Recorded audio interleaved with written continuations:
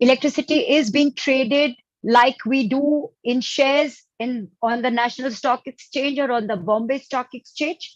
So I will take you further on how the exchanges in electricity are taking place.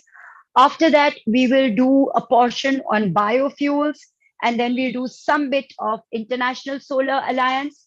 And I won't be able to do hydrogen and your electric charging vehicles today, but we will try and cover that up a little bit when we do the ocean conference, because that's also a part of renewable energy, and we can go into details about it. So coming back to what are the energy exchanges in India and how are they taking place?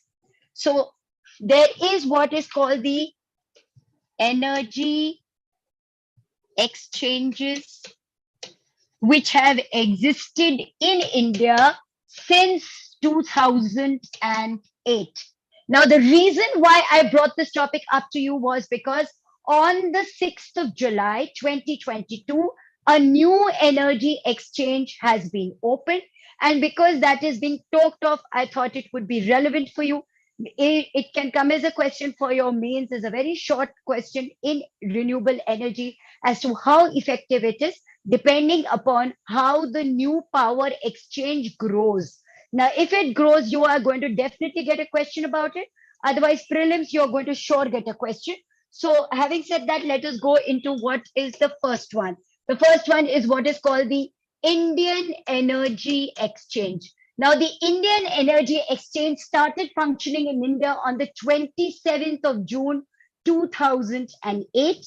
It has almost a 98% share in terms of power trading for electricity in India. So you can imagine that it is almost a monopoly. So the first one is your Indian Energy Exchange, which controls about 98% of the share. The second is your Power Exchange of India, the Power Exchange of India, which has a 2% share. And because we are relevant and because we keep on teaching you what has just come into the newspapers, we are going to talk about the Hindustan Power Exchange, which is right now a small baby, a toddler, since it started functioning only on 6/7/2022. And therefore, a lot of effort has gone just to understand. Frankly speaking, even I didn't know that electricity was being traded like this. But because it is being traded, we should know. And that it existed from 2008, I didn't think that it was that important. All the three exchanges come under what is called the Central Electricity Regulatory Commission. So the Central Electricity Regulatory Commission, or what is called the CERC, controls 1, 2, 3. The CERC controls 1, 2, and 3. So all the energy exchanges of India are under the Central Electricity Regulatory Commission, which is the CERC. And in addition to controlling these exchanges, it does something more. It issues what is called the renewable energy. So it trades in electricity to, it issues what is called the renewable energy certificate, and these are called the REC. So what is an REC? An REC is a renewable energy certificate where one REC is equal to 1 megawatt. 1 megawatt are of electricity from renewable energy or renewable sources. So I'll just write RE for you so that you understand it's from renewable energy. Let's be very clear about it, that other than the CERC, other than controlling all the three energy exchanges, it also issues what is called the Renewable Energy Certificate or the REC. And one REC is equal to 1 megawatt per hour of electricity from renewable sources. So why does it become so important? Because to propagate the government departments and other functioning authorities or other functioning government bodies or from the private organization or the corporate world can take an REC and kind of take a trade off with the government for having used a renewable energy source. All these are now inputs. All these are inputs from the government of India to encourage the use of renewable energy. So one REC is equal to energy produced for 1 hour, 1 megawatt of energy per hour from a renewable source. So this authority, the CERC, other than controlling the energy exchanges of India, all the three, also issues the renewable energy certificate. And the renewable energy certificate is an impetus which is being given by the government so that we get used to using what is called the renewable sources of energy. Now, other than this authority also issues what is called as the saving certificate. So it is called the energy saving certificate. Now, when you save energy, you can trade your points on the exchange counter. It's very similar to what was happening in the case of carbon emissions. And we talked about carbon trading. In the same way, you can trade off all these energy saving certificates on the energy exchange. So if you are saving energy, each of these certificates of saving can be traded for in terms of taking electricity power from others, and as well as trading it as a point to for your economic purposes also. It's just like a money exchange. All this saving certificate will be used like a money exchange. So this should also be clear to you. Now we come to what is called the first one, which is called your Indian Energy Exchange, which controls 98% of the market. So the Indian Energy Exchange has a trade volume or participant base of 6,000. It has a participant base of 6,300. In May 21, it showed a growth rate of 9%, which is like year to year. So considering that we have gone through a COVID experience in recent years, has not affected the growth of the IEC, or what is called the Indian Energy Exchange. So they're using an X. So the Indian Energy Exchange has a base of almost 6,300 participants, and that it has grown on an year-to-year basis at a rate of about 9%. It is engaged in what is called, it is engaged in physical trading of electricity. In physical trading of electricity. जिनको नहीं समझ में आ रहा है, उनको simply आप ये बात जान जाइए कि अगर आपको कहीं बिजली खरीदनी है, तो आप चले जाइए इंडियन इलेक्ट्रिसिटी एक्सचेंज के पास और आईईसी के पास, आईईएक्स वो लिख रहे हैं छोटे में, जिसको कि एक central electricity regulatory commission control करता है. बट इसमें एंगेज लोग 6,300 हैं, वो ट्रेड करते हैं बिजली का. तो यदि आप बिजली के सप्लायर हैं, आप जेएसडब्ल्यू हो सकते हैं, आप टाटा पावर हो सकते हैं, आप गुजरात इलेक्ट्रिसिटी बोर्ड हो सकते हैं, यूपी इलेक्ट्रिसिटी बोर्ड तो ट्रेड ही नहीं कर सकता क्योंकि बिजली तो सप्लाई करना जानता ही नहीं. So forget that. You can be best also. So in Maharashtra, the entire energy is nuclear energy. So Tata Power is in charge everywhere. So all these people are available on the platform of the Indian Energy, or what is called the Indian Electricity Exchange. Now, what happens here is that suppose that X person comes to buy. Suppose that we have somebody from Reliance who doesn't have a powerhouse close to the to the place where it is setting up its manufacturing unit. It can come and trade or buy electricity physically on this platform, and the supply will come on its doorstep the next day or whichever day they deem fit. So there are various kinds of market. You have a 1 day market, you have an 11-day market, you have international markets also. So आप इसको सीधा सीधा बस इतना simply समझिए. बाकी भाषा क्योंकि वैसी ही लिखी हुई है, उसलिए आपको उसको याद करने की जरूरत पड़ेगी. 2-3 बार आप उसको पढ़ेंगे तो आपको अपने आप में वो समझ में आ जाएगा. So it gives a physical delivery of electricity.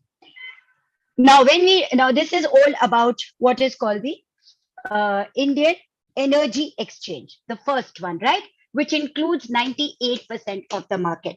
अब आप आ जाइए what पावर एक्सचेंज के ऊपर. जो पावर एक्सचेंज है, ये पावर एक्सचेंज ऑफ इंडिया, ये भी अभी ही खुला है. और पावर एक्सचेंज ऑफ इंडिया की पार्टीज कौन कौन सी है?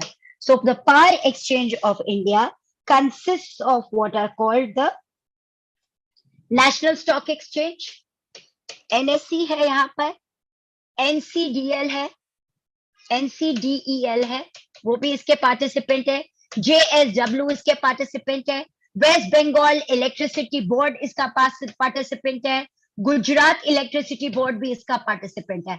अब आप देख लीजिए कि इतने सारे इंपॉर्टेंट पार्टिसिपेंट्स होते हुए भी पावर एक्सचेंज ऑफ इंडिया के पास खाली 2% of the share of trading है. 98% आपका गया है इंडियन एनर्जी एक्सचेंज के पास. So the monopoly of Indian exchange, energy exchange,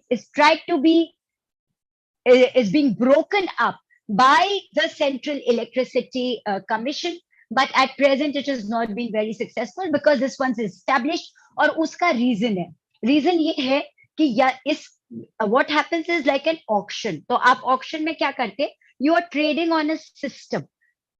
आप क्या ऑक्शन करते ये किसी को पता नहीं, किसी को बेस रेट पता नहीं होता. तो you are going by your sixth sense, और because you are used to trading, so you know कि यही इसका बेस रेट होगा. Now as soon as you make a bid, it's almost like a stock being traded in a market. As soon as you make a bid, your bid amount will be seen by another party. Nobody can see your reserve price. Nobody can know what is the bidding range, but they can see the bid that you've made. Similarly, they can keep on bidding. तो इसमें आपके पास 48 hours 15 minutes each का slot होता है. उसमें आपके पास you keep on trading for continuously 48 hours, और जिसका highest rate होता है वो buyer seller आपस में they clear a contract. Now what happens here is that for trading to take place and for it to be successful, it should be noted that both the buyers and sellers should be available where? On same platform. तो अगर 98% participants आपके Indian energy exchange वाले platform पे है, तो naturally अगर वो power exchange platform पे आते हैं और यहाँ इन्हें बेटर प्राइस मिल रहा है, बेटर डील मिल रही है, बट उसके बावजूद both of them are not on the same platform, they cannot trade. So this has to be done away with. इसको दूर करने के लिए what the CERC is trying to do is that it is trying to make an independent market coupling authority to do away with this anomaly in which the IEX is becoming an absolute monopolistic player. The CERC, or the regulatory authority, is coming up with what is called an independent market coupling authority.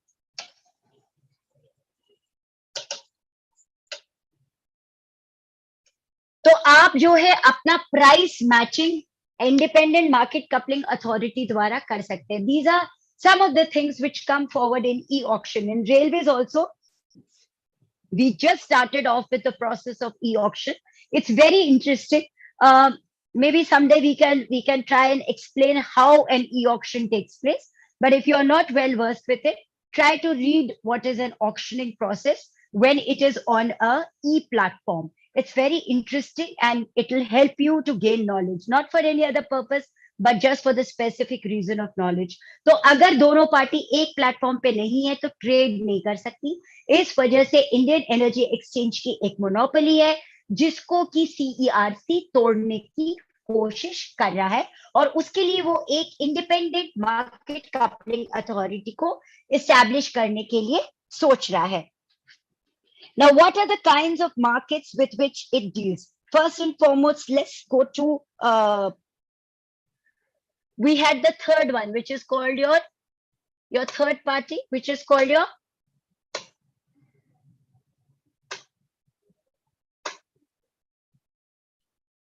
the Hindustan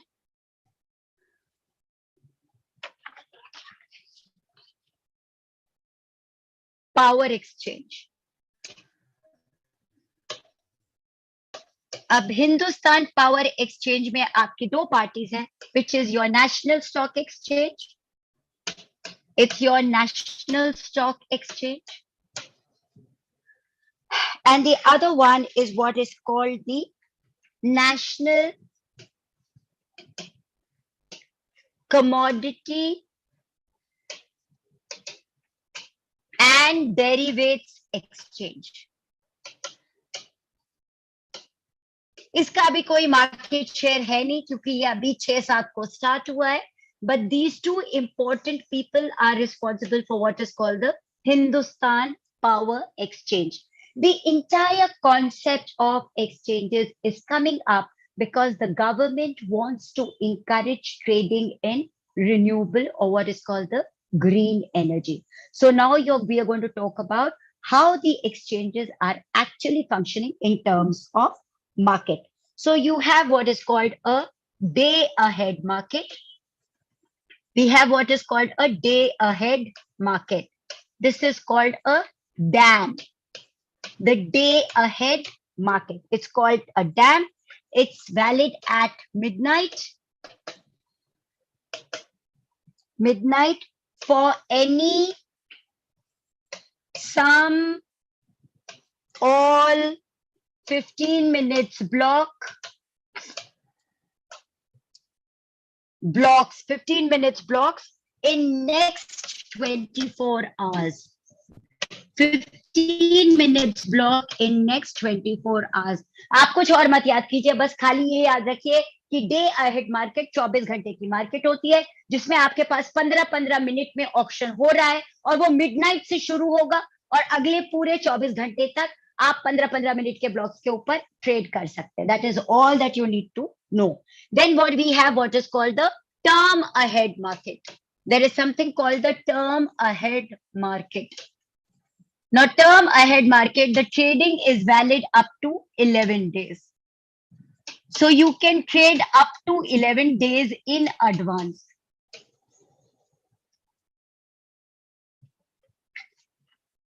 You play on term basis.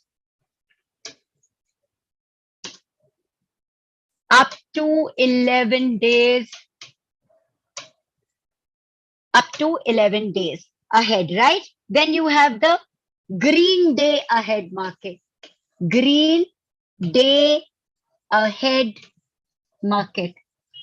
इसकी जो terminology है वो आप बिल्कुल इसी ही प्रकार से याद करिए. अब जो ग्रीन डे अहेड मार्केट है ये है एनोनिमस. इसकी जो ट्रेडिंग होती है वो होती है एनोनिमस. आप अपना नाम नहीं लिख सकते. एनोनिमस एंड डबल साइडेड, मतलब दोनों तरफ से बायर सेलर कोई भी. डबल साइडेड क्लोज्ड रहता है. Closed collective auction.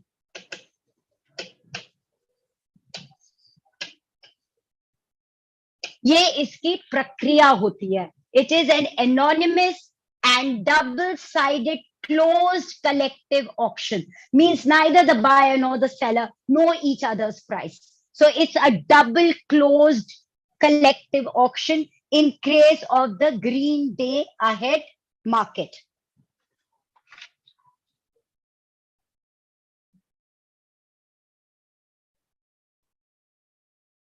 Now, on the 17th of April in 2021, the Indian Energy Exchange, or the IEX, has traded internationally with physical electricity according to the cross-border electricity trade. Cross-border electricity trade. Okay? So on 17th April 2021, the IEX has done a cross-border electricity trade with Nepal. Because of the availability of connectivity between these three countries, which is Nepal, Bhutan, and Bangladesh, India trades with each of them through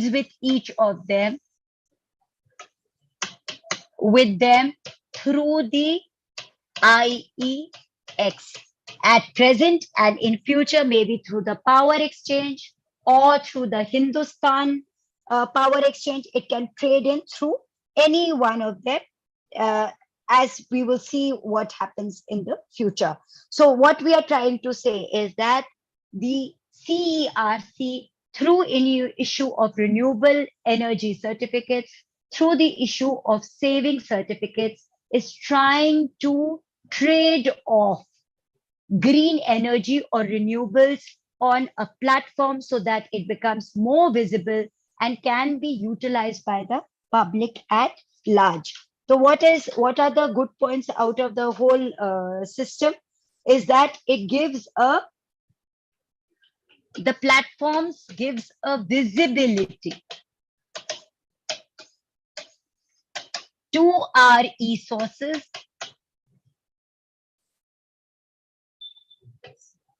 buyers and sellers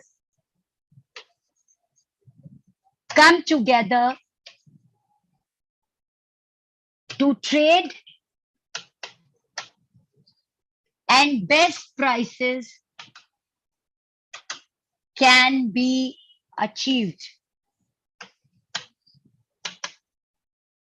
It also breaks the monopoly of some traders. अगर आप भारत देश में देखिए तो जब से भी ये एनर्जी एक्सचेंज बना है, या नॉर्मल पावर एक्सचेंज कैसे होता है, there are bilateral agreements between a supplier or a seller and a government or a state utility entity. यही एक सिस्टम है जिस प्रकार से पावर अभी एक्सचेंज इंडिया में हो रहा है, that there is one seller and there is a state utility entity, and both of them get into a bilateral agreement for almost 20 years. And when this happens for like 20 years, it becomes a static process. Now, what the government is trying to do is that it is trying to encourage a green market with renewable energy sources, and through two separate windows, one for conventional energy and one for renewable energy. The physical electricity is being traded through these platforms. Now, another two, the Indian Energy Exchange has already been there, the Power Exchange of India, and now the Hindustan Power will come together and provide a wider platform for the players to come forward. Now, you must understand that any energy source which comes from renewable energy, the rate at which it is going to be sold is much less than that of conventional energy. For example, solar energy is being sold at the rate of 4.84 rupees per unit. and that is 18% less than the conventional energy which comes from fossil fuels. So the future, of course, is renewable energy, but at the same time, we want that the producer of the renewable energy should not be penalized because its rates are less. And therefore, when it comes to the platform, it should get the best available price which is there. So this is trying to give an impetus and encouragement to renewable energy sources in India to work forward and in future maybe to achieve our goals of zero emission. Now this we have talked about the energy exchanges in India. Let us just talk briefly about another renewable energy source which is called the wind energy. And if I remember correctly, I had informed you that we are the fourth largest producer of wind energy in the world. Not only that, we are producing some 34,293 megawatts of power through wind energy. Where Tamil Nadu is the state with highest wind turbines, and it is producing some 7,269.54 megawatt of energy through wind. Next player is Maharashtra. Then Maharashtra, we are producing some 4,100.40 megawatt from wind energy. Third is Gujarat, and I'm not going to go beyond Gujarat because there's no point, is 3,454.30 megawatt of energy from wind energy. Out of our total capacity, 10% of installed capacity is from wind energy.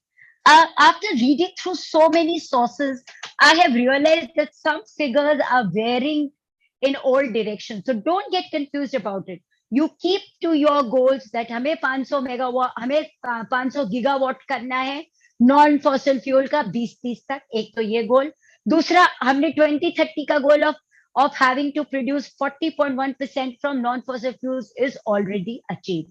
उसके breakup में वो 48.1% solar energy, 13% renewable energy, hydroelectricity का 15%. वो सारी चीजें आपको 10 source से vary करेगी. So don't get confused about it. Anything which varies is not a part of the question paper. You should just have a broad idea in your mind. Yeah, these are my energy sources and this is how India is progressing. Now, 60,000, what we are claiming is that we are going to do from 34 to 60,000 megawatt by 2022.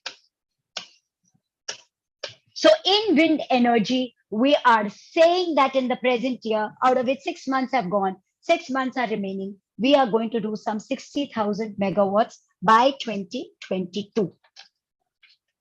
Now, here we have what is called that there are 23 different parties which have made some 53 designs of wind turbines. And you won't believe, but they are being exported to countries like the USA and France. That is where the market from India's wind turbines has found a place. So there are 23 different parties, there are 53 different kinds of designs of wind turbine, and we are exporting to countries like USA and France. So we are doing well. That's what I want to say for the wind energy. So this part of wind energy is now over, and now we come to what is called the biofuels. अब biofuels पढ़ते वक्त जिनको chemistry आती है वो organic chemistry में वापस चले जाएं. I still remember I tried to learn the equation for acetic acid and I kept on telling myself H kuna, I don't know how many times. But yes, you come back to organic chemistry with biofuel. So what is a biofuel? A biofuel is nothing but a hydrocarbon fuel. A biofuel is a hydrocarbon fuel. All right, and hydrocarbon fuel which is produced, it's a hydrocarbon fuel which is produced from an organic matter which is can be living or dead in a short period of time, which can be a week, it can be a few days, a week, or a month also, don't write that, in a short period of time, and produces heat and energy. So a biofuel is a hydrocarbon fuel that is produced from an organic matter which can be living or dead, but it is produced in a short period of time and produces heat and energy. Now the biofuels they can be solid, liquid, or gaseous. अब gaseous में हो गया आपका biogas, liquid में हो गया आपका bioethanol, और सॉलिड में हो गया आपका प्लांट मैटर और मैन्योर. ये सब आपके बायोफ्यूल्स है. So a hydrocarbon fuel which is produced from an organic matter which can be dead or alive in a short period of time, produces heat and energy, is called a biofuel. Biofuel can be solid, liquid, and gases. If it's a solid, it can be manure or plant matter. If it is liquid, it has to be something like bioethanol. If it is gas, it is what is called as biogas.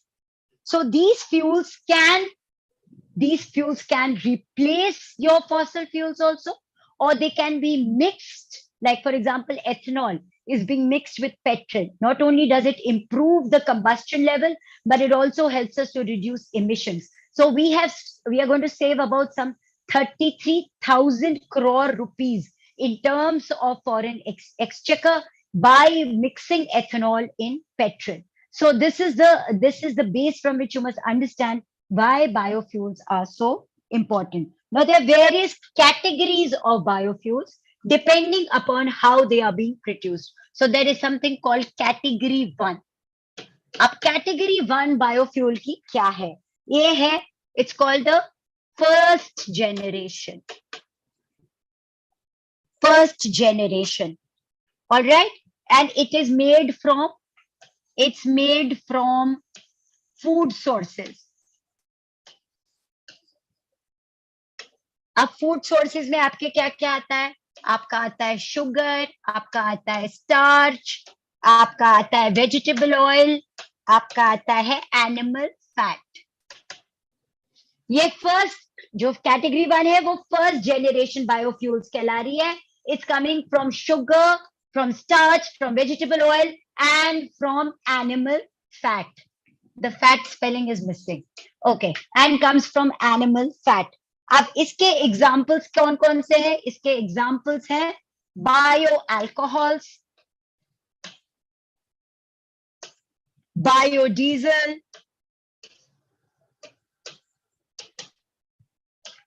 Plus biogas. Okay, so the first generation is made from food, sugar, starch, vegetable oil, animal fat. Includes examples like bioalcohol, biodiesel, and biogas. What is the process of conversion is easy. Now, advantage इसका क्या है?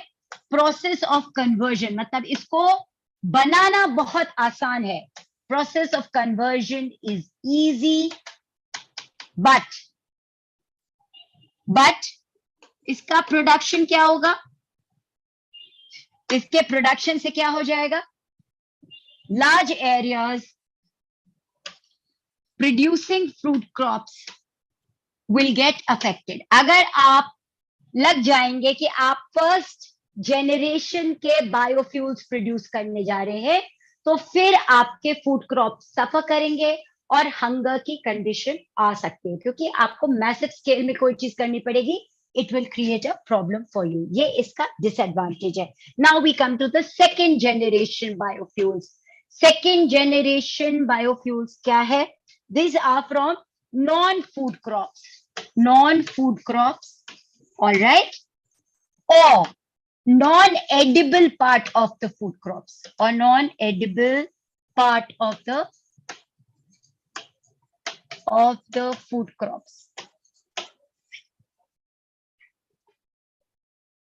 Like उसका husk होता है, peel होता है, fruit का peel होता है, or the stem part of it which is not being used, वो सारे इसमें आते हैं. Now, how are they being produced? They are produced by a thermochemical reaction. They are being produced by a thermochemical or a biochemical reaction. They are being produced by a thermochemical or a biochemical reaction. And in the conversion process, a thermochemical or biochemical reaction system is used for the conversion, producing such fuels. Producing fuels like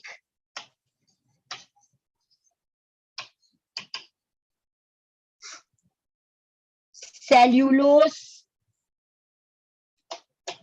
ethanol, biodiesel, and the production is very complicated. Production is very complicated. इसका मतलब क्या हो रहा है कि बहुत सारा पैसा आपका लगाना पड़ेगा second generation के biofuel को produce करने के लिए. So though the idea is good, very attractive, again, emissions are low. Carbon emissions from these biofuels is low, which is again an advantage, right?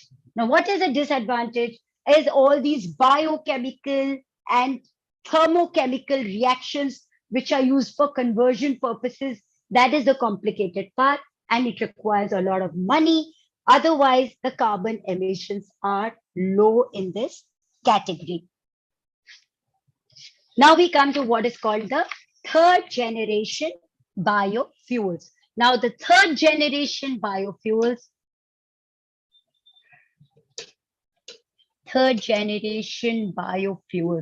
are produced from microorganisms. They are produced from microorganisms like algae. From microorganisms like algae. Now here, the algae doesn't require much of land, and it does not require any special kind of water. What is used is brackish water and land, which is not good for anything. So it cannot be used for food production. Hence, it can be used for the production of algae. So algae is grown on unsuitable water and land, which is not good enough for crop protection. But the disadvantage, so it uses land which is otherwise unproductive. But what is the disadvantage?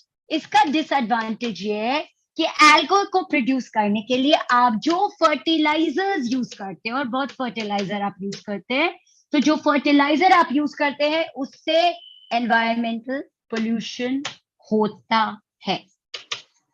Okay, so the fertilizers which are used in the production of third category of biofuels pollutes the environment. That is your disadvantage. Now, in production of these fuels, you have what is called biogenetic engineering crops. Biogenetic engineering crops are being used.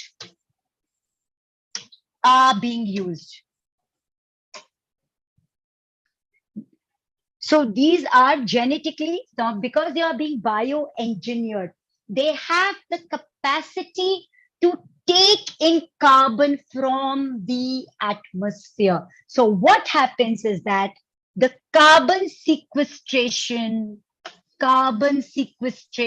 takes place during the process of issue of biofuels in the third category. तो आप algae produce कर रहे हो, उसके लिए उसका disadvantage ये है कि आप fertilizers use करते हैं, but इसी process में आप कभी-कभी bioengineered crops use करते हैं, और वो bioengineered crops are what is called carbon negative. मतलब carbon तो वो produce ही नहीं करते, but they take in carbon from the atmosphere during the process of their growth or during the process of making the biofuel, and therefore they are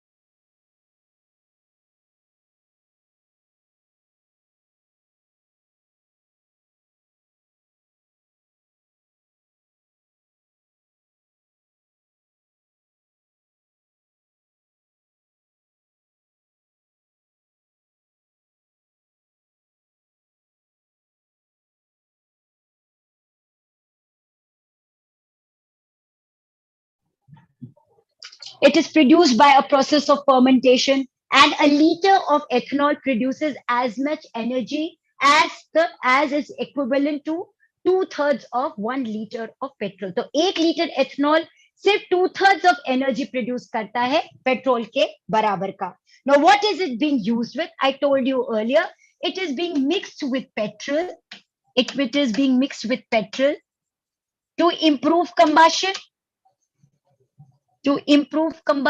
and save important foreign exchequer.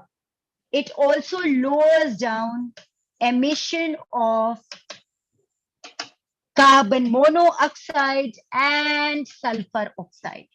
दोनों के emissions को ये control करता है, ये कम करता है.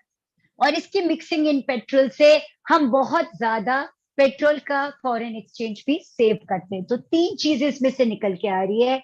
ये अगर पेट्रोल में मिक्स होता है तो कंबशन इंप्रूव करता है. ये सीओ कार्बन मोनोऑक्साइड और सल्फर ऑक्साइड के एमिशंस को कंट्रोल या कम करता है और हमें फॉरेन एक्सचेंज सेव करता है क्योंकि हम उतना कम पेट्रोल कंज्यूम करते हैं when it is being mixed with petrol. That's your first. Now we come to something which is called the biodiesel.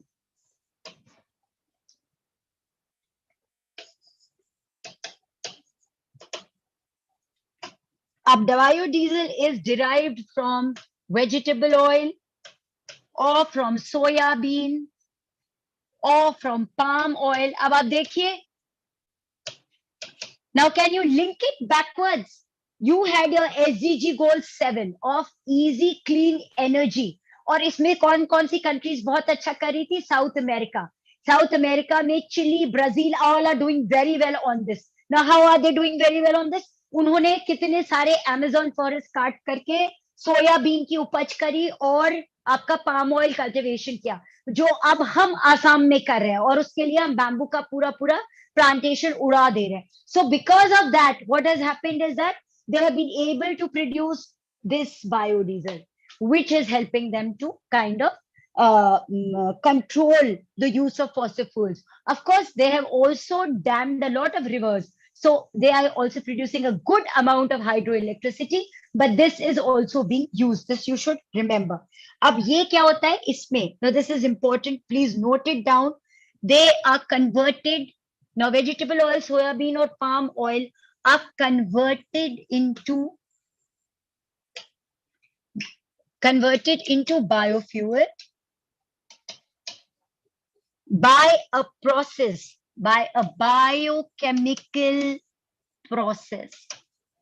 अब इस बायोकेमिकल प्रोसेस को आप क्या कहते हैं? आप इसको कहते हैं ट्रांसएस्टेरिफिकेशन.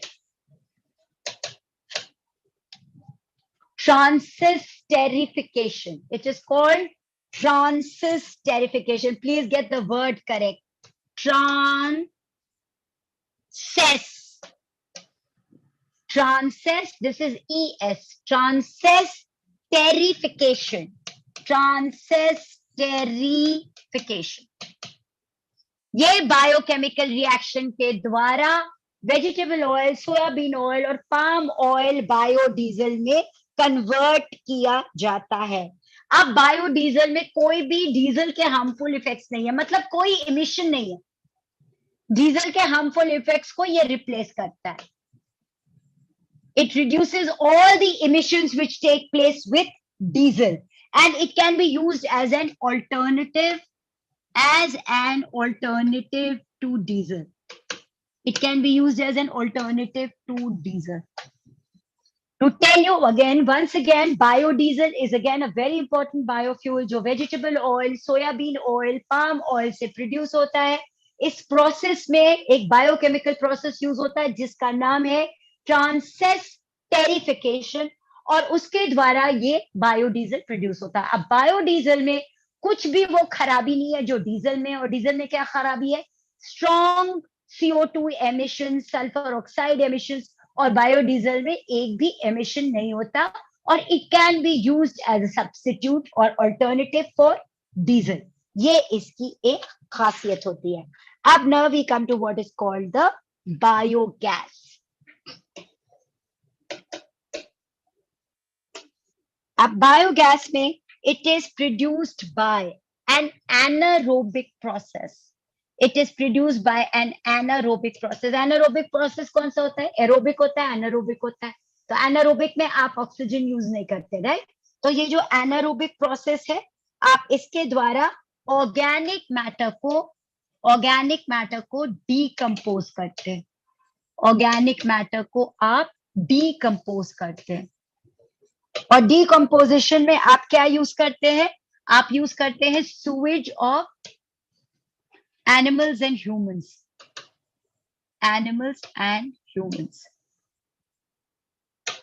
In India, we are producing 55 million tons. Please note it down. 55 million tons of sewage annually. All right. Now, this 55 million tons is growing at the rate of 1.33% per year. So, if we use biogas, we will be able to provide a non-grid individual household supply of fuel. That is why biogas is becoming very popular, particularly in and around the south and in the rural areas, where you are able to compost it and be able to produce methane for the purpose of fuel.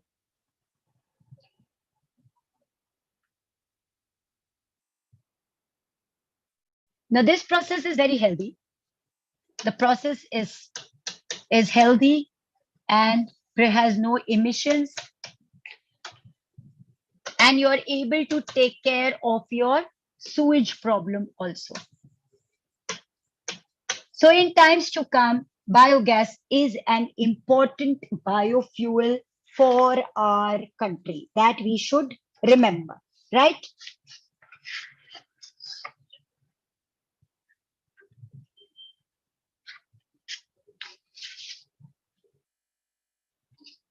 So what can be the advantages of biofuels in India? So the advantages of biofuels in India are: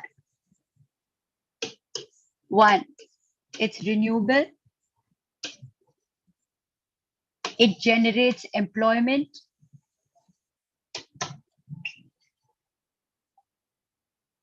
because it involves the farmers, it supplements the income in agriculture.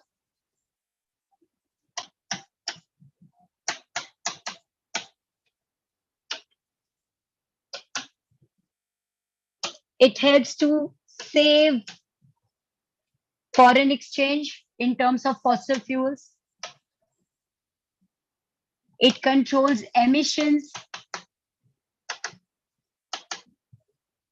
Emissions are reduced. You are not dependent on anybody for its production. So you are self-reliant when you rely on biofuels. So these are some of the advantages of biofuels. अब disadvantage क्या है? Disadvantage में जब आप vast areas of land use करते हैं तो agriculture suffers and hunger can result. Two, it's not very economical. Huge costs are involved.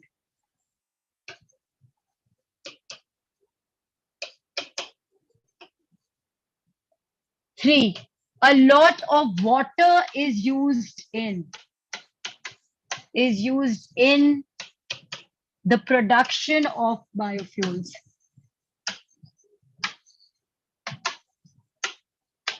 And this water supply has to be continuous. अगर आपके पास आप bio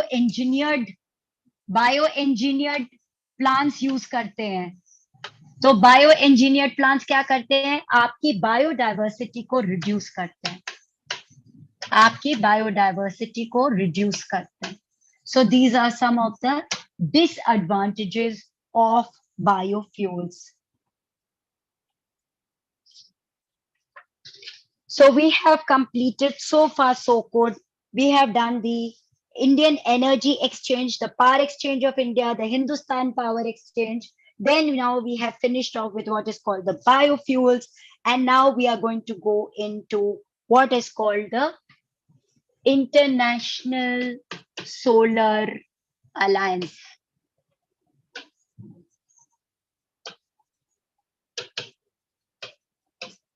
Before we go into the International Solar Alliance, we must understand that India had a national solar mission wherein it started way back in 2010, and we decided to become a big power or a superpower so far as solar energy is concerned. So we are the third largest consumer of electricity. We control 17% of the population. It is said that by 2025, we'll be the most populous country of the world. So we are third largest consumers of electricity, the third largest producers of renewable energy in the world. And there is also a statistics about how attractive we are in terms of renewable energy. And I will come to that. So in 2020, we had two parks which were the largest solar parks of the world.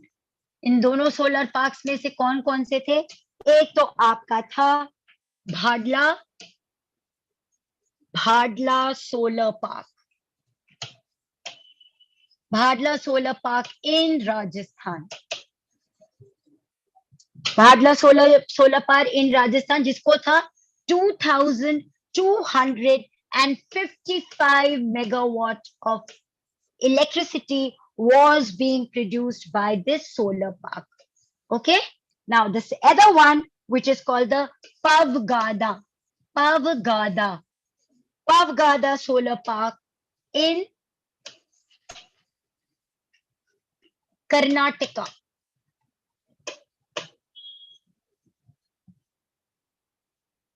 And this is producing some 2000 megawatt of electricity from solar power. Now, why I want you to know this is because it gives you a perspective on solar energy. So when I looked at the renewable energy questions of the previous years, you have got a question on renewable energy, on solar energy, you got a question on wind energy. And because solar energy has come twice, I assume that every time they do something new, they talk about solar energy. And because we've just done a floating park, which is one of the largest floating parks that we have done. So I thought that solar energy was a perspective. But today, what people are really talking about is green hydrogen. So you can get a question on renewable energy because India has been able to achieve its goal. So solar energy में आपका एक मापदंड था solar park या एक तरीका था solar energy produce करने का which is called the solar park, and we have the two largest parks in 2020, which is the Bhadla in Rajasthan, and then we had the Pavgada in Karnataka.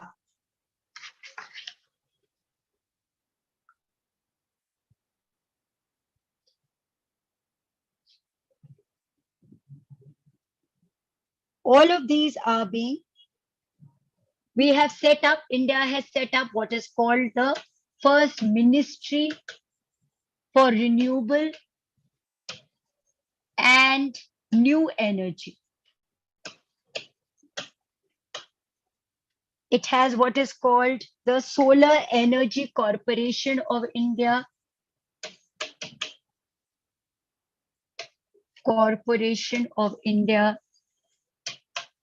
which is dealing with solar power generation in the country. Of course, although hydro is a non-fossil source, it doesn't come under the Ministry of Renewable and New Energy. It comes under the Ministry of Power. This you should remember.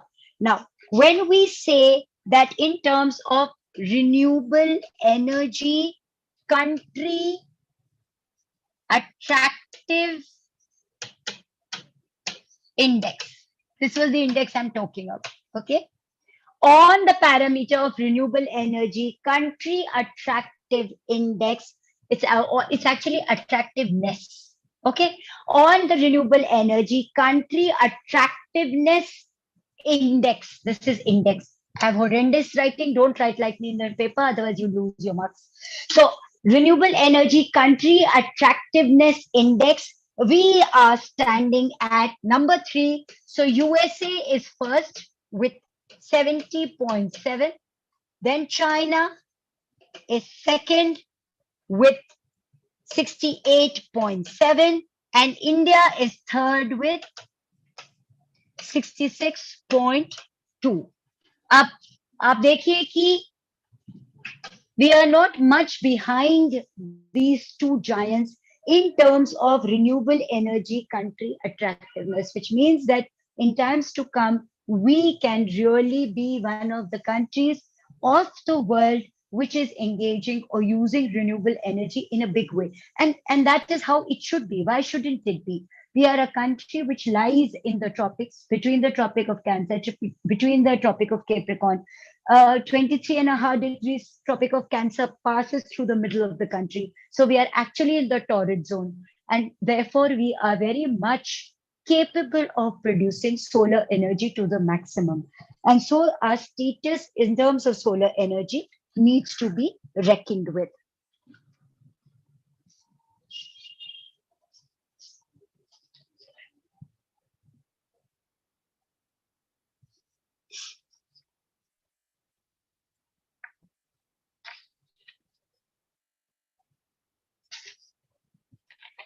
Now we should do what is called the International Solar Alliance. अब International Solar Alliance क्या है? And when did it come into being? So the International Solar Alliance came into being when we had at COP21 way back in 2015, when Shri Narendra Modi and the President of France came together to form an energy, a platform for use of solar energy around the world. The concentration at that point of time was for countries who lie between the Tropic of Cancer and Tropic of Capricorn in the torrid zone. But later on, it became inclusive of all members of the United Nations. Now, figures somewhere read as 121, and somewhere they read as 101. But let us for now say that out of the whole lot of countries which are there, 80 countries have signed and ratified the International Solar Alliance framework, and 98 have just signed it, not ratified it. That is the status. I read that 101st country to enter the International Solar Alliance was the USA. That was the last I heard.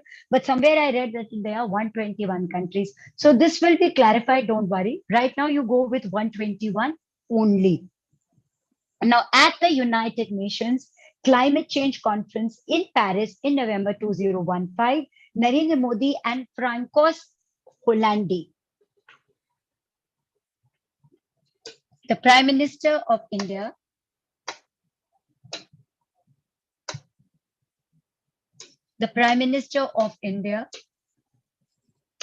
and the President of France came together to form, and this guy was Francois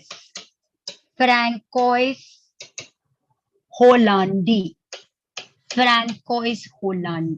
So these two guys came together to set up what is called the ISA, or the International Solar Alliance, with the headquarters at Gurugram in India. So the ISA has a secretariat at Gurugram. Membership is open to all countries who are members of the United Nations. The Indian government has given 5 acres of land to the ISA to set up its headquarters, and it has dispersed funds up to 21-22 to the tune of 160 crores to help in the day-to-day running of the ISA. Now, this ISA is located where we have the National Institute of Solar Energy.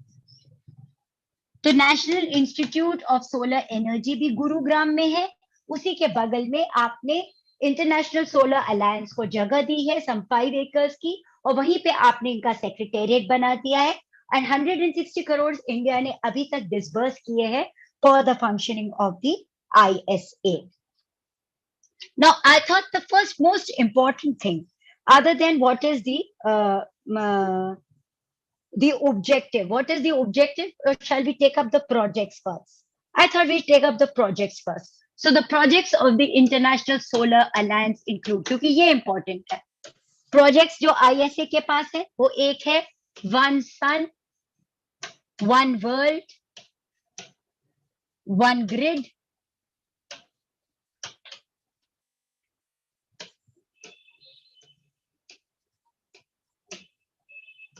also VOG. Oh, G is not coming properly. This is also VOG. Okay. So they also VOG focuses on a framework. This also VOG focuses on a framework for facilitating. So it provides a framework for facilitating global cooperation and global network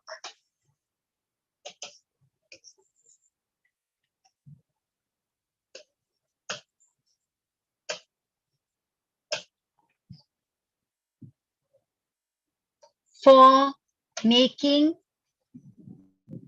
an interconnected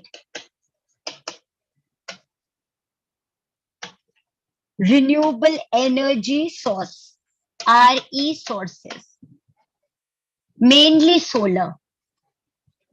तो आपका जो है One Sun, One World, One Grid, although it's a very catch phrase, But the idea is that you get people, countries all over the world, particularly the least developed countries of the world, on a platform where there can be an exchange of idea and some cooperative exchanges, so that there can be an international framework for renewable energy sources, particularly solar energy, and that this knowledge can be seamlessly shared, seamlessly without any hitches, between all the countries. So one major project of the International Solar Alliance is now OSWOG. Now, vision behind OSWOG. Vision क्या है? OSWOG का vision क्या है? OSWOG. The G is better now. OSWOG का vision ये है that the sun never sets. That the sun never sets.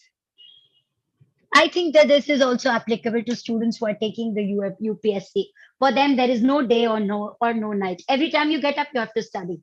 Every time you sleep, you have to feel the pressure. Oh, I'm sleeping. So आप लोग भी OSWOG वाली category में आ जाइए. अगर आप OSWOG की कैटेगरी में आ जाएंगे, तो पक्का you will be making it to the civil services. So the vision of OSWOG is that the sun never sets. All right. So at any point, what do you mean by the sun never sets? The sun doesn't set means at any point of time कहीं ना कहीं तो दिन हो रखा है. तो अगर आपके नॉर्थ में अब डार्कनेस हो रही है, इसका मतलब साउथ में सुबह हुई. So if we are going to be at 10 in the night in India, we are going to be 10 in the morning in the USA. That is the way the sun moves. So the sun actually never sets. So this is true. इसका vision यही है कि the sun never sets and is a constant and is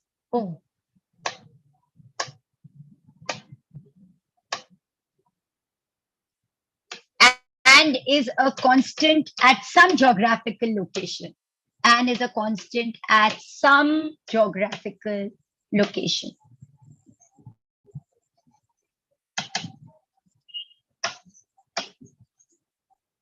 Today, the other teachers will have to wait. This is an announcement which people can follow. So the vision behind OSWOG is that the sun never sets and it is a constant at some geographical location. Then there is an important for sharing economic benefits. There is a need to share economic benefits.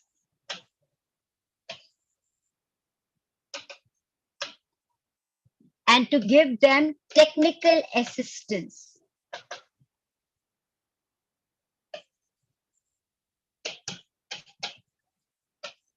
So the idea is that the sun never sets and at a geographical location, it is a constant. The other part is that we need to share the economic benefits that we have with the other less developed countries of the world. The OSWOG project of the ISA is getting technical assistance from the World Bank.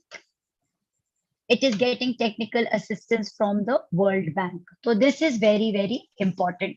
So OSWOG as a project for the International Solar Alliance has really taken off.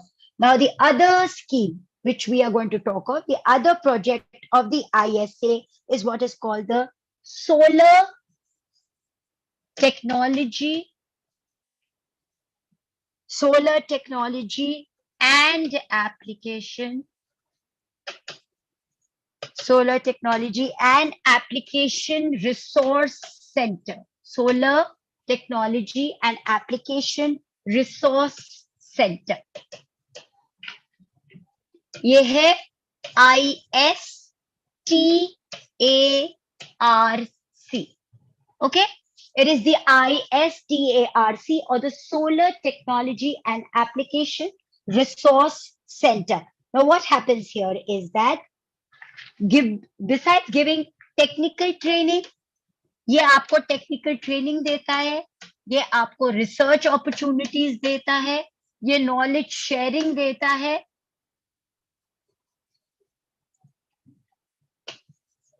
आपकी best practices share होती हैं, best practices, innovations सारे share होते हैं यहाँ पे,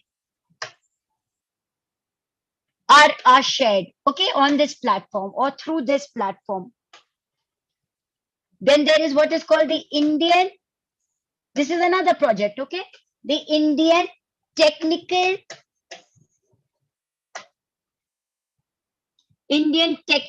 and Economic Cooperation Scheme. The Indian Technical and Economic Cooperation Scheme. इसके द्वारा क्या होता है that people are called to Gurugram and the master trainers are given a training of 21 days and the cost of it is borne by the government of India. And this has been happening and the numbers are also there that till about 1819, 133 candidates had been trained as master trainers at the Gurugram. And these people were 133 candidates were trained from 25 countries under this project, which is called your Indian Technical and Economic Cooperation. Under this project of the ISA, 133 candidates from 25 countries till 1890 had been trained so far.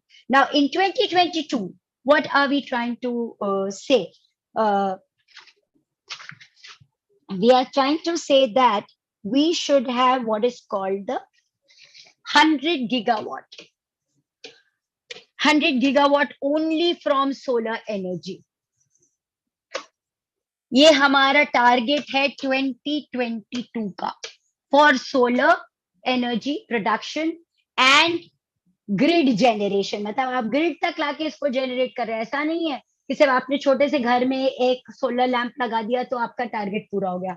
No, you are talking about 100 gigawatt of installed solar capacity in the country, and that is your target for 2022. तो आप कह रहे हैं कि जो 500 gigawatt हम achieve करने वाले हैं 2030 तक में से, उसमें से बहुत पोर्शन सोलर एनर्जी का होगा, बट अभी वो 100 गीगावाट सोलर एनर्जी हम 2022 तक अचीव करेंगे. अब हम जब ये कहते हैं तो what are we doing?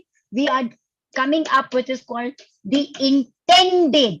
और यही लैंग्वेज आप अपने आंसर में लिखेंगे और वो पढ़ के एग्जामिनर आपको कहेगा हाँ इसको पता है कि क्या है इसके nationally determined goals.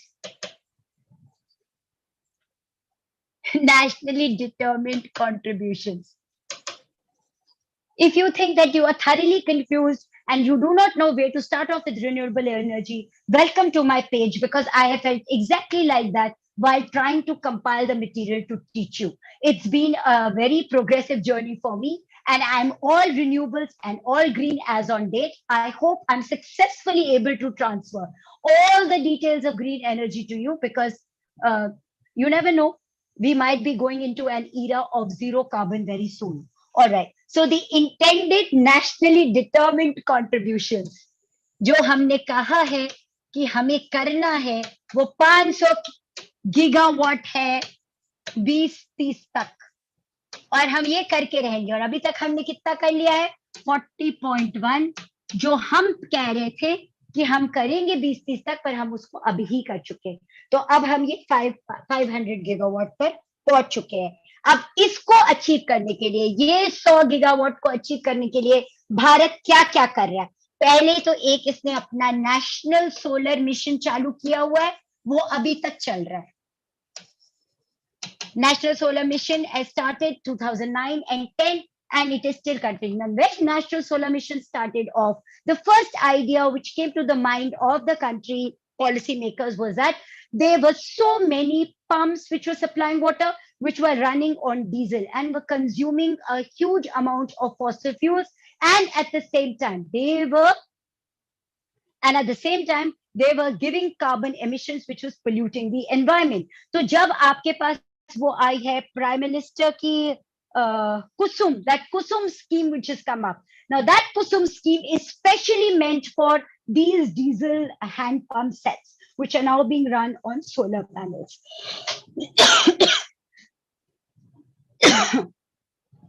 So your solar mission, National Solar Mission, the National Solar Mission is meant for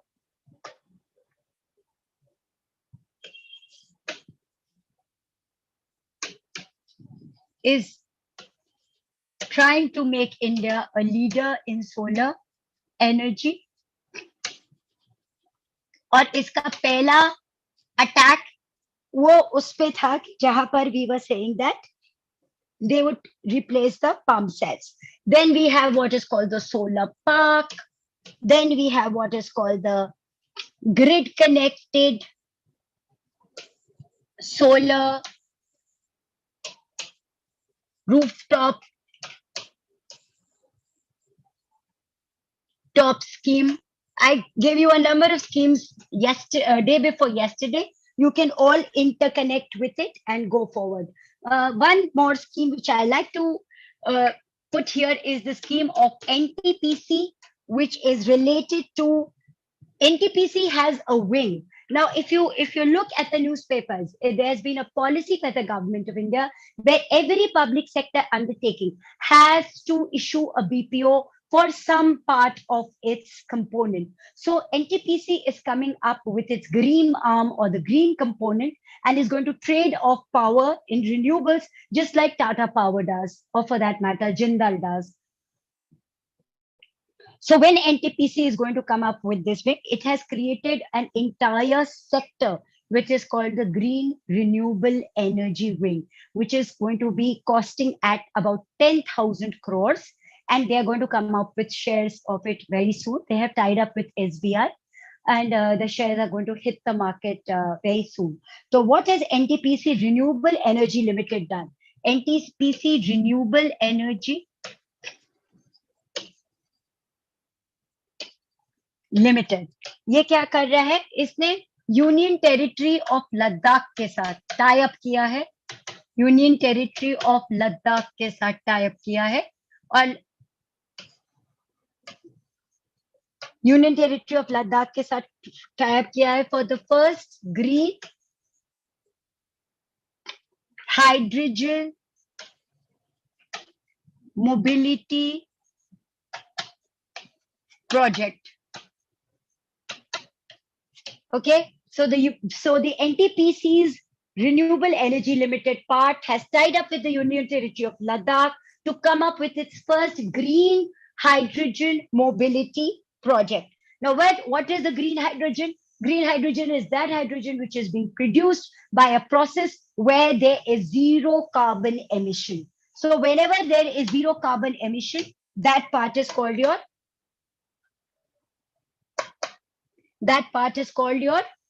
green hydrogen. So during the process of hydrogen आप बनाते कैसे हो, आप split करते हो molecules को, उसके बाद आप hydrogen produce करते हो. तो hydrogen को जो electrolysis का process है, उसको जो आप energy source use कर रहे हो, अगर वो green है, तो naturally आपका carbon emission zero होगा. तो when you are producing hydrogen through the process of electrolysis, where your energy source is green, like wind or solar or water, then in that case, the hydrogen which is produced is called your green hydrogen. Whenever hydrogen is produced where carbon is there as a residue, it is called gray hydrogen. Now, when gray hydrogen का carbon part आप अपने पास बचा के रख लेते हैं, तो या तो वो ब्लू हाइड्रोजन हो जाता है या वो टर्कोइज हाइड्रोजन हो जाता है. उसका भी डिफरेंशिएशन आपको मैंने पिछली बार बताया, तो वो याद आप रखिएगा.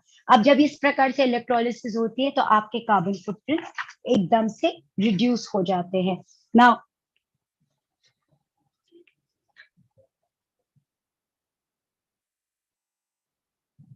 सो आईएसए ने क्या करने की कोशिश करी है? आईएसए ने आईएसए का विजन है, let us, the sun never sets, तो Oswald Commission है, please remember that. Let us together make the sun brighter. This looks like a chapter from English, but okay. Let us together make the sun brighter. Or what is this is the mission. This is the vision and this is the mission. All right. Every home, no matter how far, should have a light. No matter, this is good for your essay writing also. Every home, no matter how far, has a light. ये इसका vision है. और mission क्या है? Let us together make the sun brighter. अब इसका जो headquarter है, सेक्रेटेरिएट जो है वो गुरुग्राम में, मैंने आपको बता दिया। इसका एक डायरेक्टर जनरल होता है, ये डायरेक्टर जनरल 4 साल के लिए अपॉइंट होता है, इसका नाम आप ढूंढ के लिख लीजिएगा। वो 4 साल बाद फिर से री इलेक्शन के लिए भी एलिजिबल होता है। ऑलराइट, अब इसको आईएसए को एक ऑब्जर्वर स्टेटस दे रखा है यूनाइटेड नेशंस की असेंबली में। सो यूनाइटेड नेशंस जनरल असेंबली में ISA is a observer status, मतलब जब जनरल असेंबली का सेशन होता है तो आईएसए का डीजी वहां जाकर के बैठता है।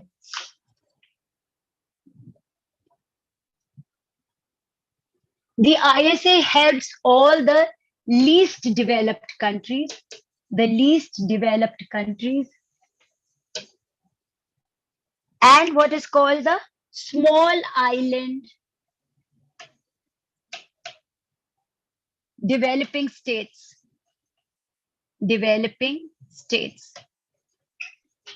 तो लीस्ट डेवलप्ड कंट्री आपके एलडीसीज हो गई और आपका ये हो गया एसआईडीएस सिड्स। इन दोनों कैटेगरी को पर्टिकुलरली आईएसए मॉनिटर करता है और हेल्प करना चाहता है। इनके एरिया में वो एक कैपेसिटी बिल्डिंग करना चाहता है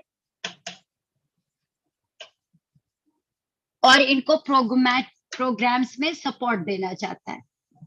ये सब जनरल टर्मिनोलॉजी है, ये आप किसी भी आंसर में लिख दीजिए चलेगा। But for the ISA let us just say that it concentrates on LDCs and SIDS. अब इसमें सबसे ज्यादा इसका ड्रॉबैक क्या है? The drawback is that it doesn't have any economic power. It doesn't have the economic inputs to be able to propagate this kind of energy setup to the other countries. So this is your ISA, but it is a good platform for spread of solar energy in the world. And that way we are going and moving forward in the right direction when we talk about the ISA program. If we just want to write a little bit about our nuclear energy, to tell you in detail, hydroelectric power and nuclear energy will be done as a part of your geography, because those, then you can talk about your big hydroelectric projects and you can talk about your nuclear reactors. It comes as a part of your science also. So at present, we have 10 nuclear reactors which are under construction. These are under construction. In the 23 existing in operation, the 23 existing in operation in 7 powerhouses or in 7 power plants. So we are 10 nuclear reactors are under construction for our country. 23 nuclear reactors are at present in operation in 7 power plants of our country. And if you look at the proportion of electricity from nuclear power, we had said that it was some 6.78%. So that is where we stand for nuclear energy. Nuclear energy as a department comes under the Ministry of Power. It is not being looked after by renewable and new energy. And we must understand that although it does not have any fossil fallouts, it is a green, in that way it can be compared to a green source of energy, but it is not a very renewable energy source in terms of the amount of money which is involved and the threat which is involved in using this kind of energy. So this is something which I wanted to tell you about the renewable energy sources in India.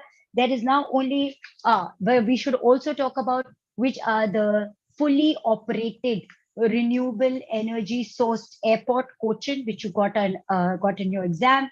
In terms of railway station, Guwahati is the railway station, which is fully being powered by the solar energy.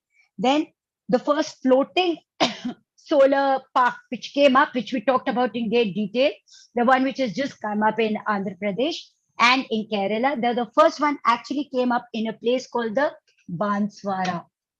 Banswara. ये first floating solar park था India का, First floating solar park. India Katha, and it came up in the Banswara Sagar, Banswara Sagar Reservoir in Wayanad in Kerala. In Wayanad in Kerala. All right. It also means that almost all floating solar parks are coming in the reservoirs of big hydroelectric projects. So that is the way forward, where we are combining hydro or water energy with solar energy. One part of your renewable energy which is left, in my perception, is your green hydrogen and the electric charging vehicles and cells, the batteries which are being used, those lithium batteries I need to talk about, which I will when we do the oceans conference. But with this, we pack up renewable energy for now. I'm also as disturbed as you are about renewable energy. But if any one of you feels better, it should be understood that it should come in some form or the other in your exam. Now, before I conclude today's class, I want to thank each one of you for all your beautiful wishes on Guru Purnima. I wish that I could be an example, but I don't know if I am or not.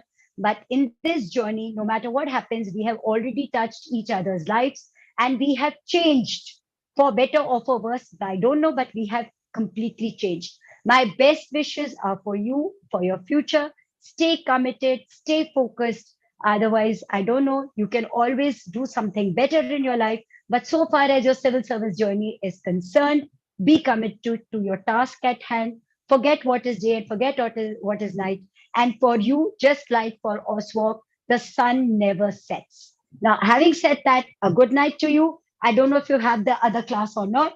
You can talk to your teacher next. Thank you so much for your time.